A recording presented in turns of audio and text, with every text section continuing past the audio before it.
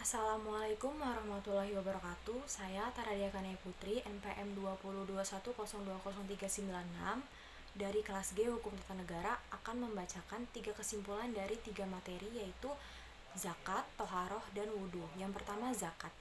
Zakat adalah satu dari 5 rukun Islam, sesuatu yang bersifat wajib bagi seorang muslim, terdiri dari zakat harta atau mal yang dikeluarkan setiap tahun dengan deadline relatif untuk setiap wajib zakat, dan zakat fitrah yang dikeluarkan dalam bulan Ramadan sebelum 1 Syawal. Zakat dalam bahasa Arab berarti zakah. Dalam segi istilah adalah harta tertentu yang wajib dikeluarkan oleh orang yang beragama Islam dan diberikan kepada orang yang berhak menerimanya, seperti fakir miskin dan sebagainya. Zakat dari segi bahasa berarti bersih, suci, subur, berkat, dan berkembang. Menurut ketentuan yang telah ditetapkan oleh syariat Islam, zakat merupakan rukun keempat dari rukun Islam. Adapun secara makna, ia berarti nama atau sebutan dari suatu hak Allah Ta'ala yang dikeluarkan kepada fakir miskin. Ini ditunjukkan oleh sebuah riwayat di mana Nabi Muhammad mengutus Mu'az bin Jabal ke Yaman untuk mengambil sebagian harta orang yang kaya agar diberikan kepada orang yang membutuhkan. Adapun secara keistilahan, makna zakat adalah dalam syariat Islam ialah arti seukuran tertentu beberapa jenis harta yang wajib diberikan kepada golongan-golongan tertentu dengan syarat-syarat yang tertentu pula. Bagian dari harta inilah yang dinamakan zakat dan didoakan oleh penerimanya agar diberikan keberkahan oleh Allah Subhanahu wa Ta'ala. Menurut Undang-Undang Nomor 39 Tahun 1999 disebutkan bahwasanya zakat merupakan harta yang wajib disisihkan oleh orang muslim sesuai dengan ketentuan agama untuk memberikan kepadanya yang berhak menerimanya. Adapun dalil-dalil berzakat, yang pertama Al-Quran. Di dalam Al-Quran ada banyak sekali dalil orang berzakat. Di antaranya surat Al-Baqarah ayat 177, surat Al-Maidah ayat 55, surat At-Taubah ayat 5 dan 34 sampai 35, surat Al-Mu'minun ayat 1 sampai 4, surat An-Nam ayat 3 2 sampai 3, surat Luqman ayat 3 sampai 4 dan surat Fusilat ayat 6 sampai 7. Yang kedua, hadis. Ada beberapa hadis yang diriwayatkan Imam Bukhari tentang zakat. Yang pertama, dari Ibnu Umar berkata, Rasulullah SAW bersabda, pokok-pokok iman ada 5 perkara, yaitu persaksian bahwa tidak ada Tuhan yang berhak disembah melainkan Allah dan Muhammad adalah utusan Allah, mendirikan sholat, membayar zakat, menunaikan ibadah haji, dan puasa bulan Ramadan. Yang kedua, dari Abu Ayyub bahwa seorang laki-laki datang kepada Rasulullah dan berkata, beritahukan kepadaku suatu amal yang bisa memasukkanku ke dalam surga. Orang ada yang berkata kepadanya, ada apa dengannya? Nabi Muhammad SAW menjawab, ia punya kepentingan.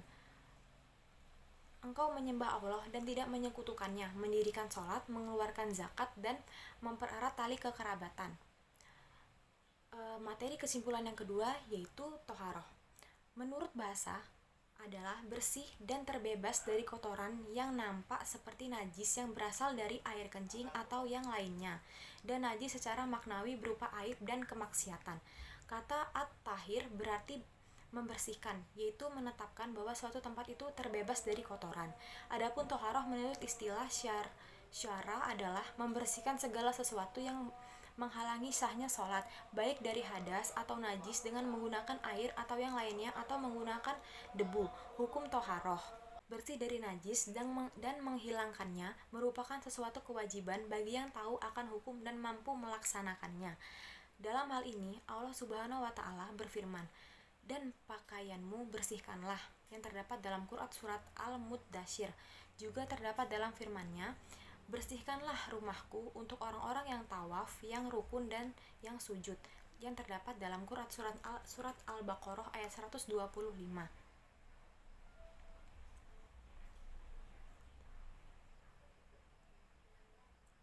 Melaksanakan sholat dalam kondisi suci merupakan bentuk pengagungan kepada Allah, dan hadas kecil merupakan maupun hadas besar jika najisnya tidak terlihat, termasuk kategori najis secara maknawi karena menjadikan timbulnya rasa jijik bagi orang yang akan menepatinya. Maka hal tersebut jika merusak nilai pengagungan terhadap Allah dan menghilangkan hakikat bersuci itu sendiri. Allah Subhanahu wa Ta'ala telah memuji orang-orang yang senantiasa dalam keadaan suci dengan firman-Nya. Sesungguhnya Allah menyukai orang-orang yang bertaubat dan menyukai orang-orang yang mensucikan diri. Yang terdapat dalam Quran surat Al-Baqarah ayat 222. Macam-macam toharoh. Para ulama membagi toharoh secara syar'i menjadi dua bagian. Yang pertama, toharoh hakikiyah, yaitu bersuci dari kotoran.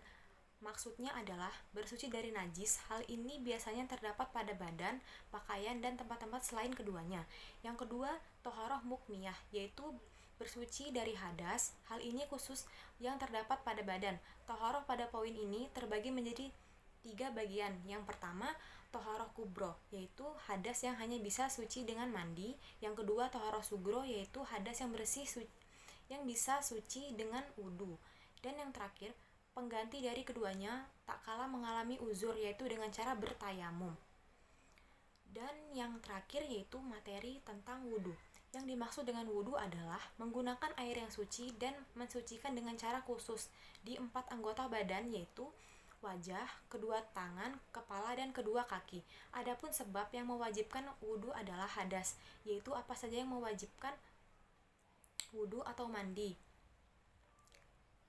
Selanjutnya hadas besar, yaitu segala yang mewajibkan mandi, dan hadas kecil, yaitu semua yang mewajibkan berwudu.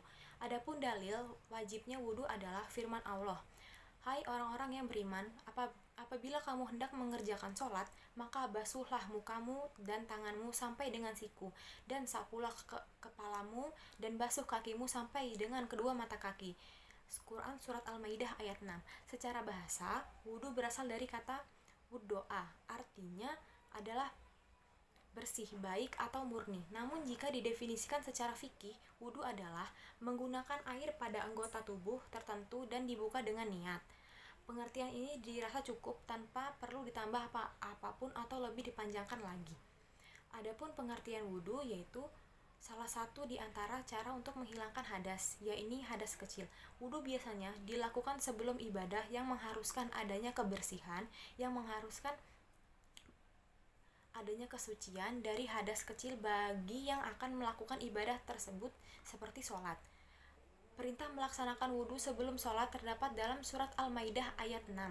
Artinya, wahai orang-orang yang beriman, apabila kamu hendak melaksanakan sholat, maka basuhlah wajahmu dan tanganmu sampai ke siku, dan usaplah kepalamu, dan basuh kedua kakimu sampai ke kedua mata kaki. Wudu juga memiliki arti yaitu air. Wudu juga tidak selamanya berarti sebuah ritual bersuci sebelum sholat atau beribadah yang lain. Dalam hadis disebut wudu berarti membasuh tangan dan mulut setelah makan. Hal ini sebagaimana disebutkan dalam Lisanul Arab, artinya yang dimaksud kata berwudulah dalam hadis di atas adalah membasuh tangan dan mulut agar terbebas dari bau. Dari beberapa penjelasan tersebut, jelas bahwa yang diinginkan oleh Allah dengan wudu adalah membersihkan dan keindahan. Kata inilah yang cocok mengakomodasi toharoh secara khusus sebelum sholat, karena sholat adalah sama halnya dengan menghadap dan atau bertemu dengan Allah. Sekian penjelasan kesimpulan dari ketiga materi tersebut. Saya akhiri. Wassalamualaikum warahmatullahi wabarakatuh.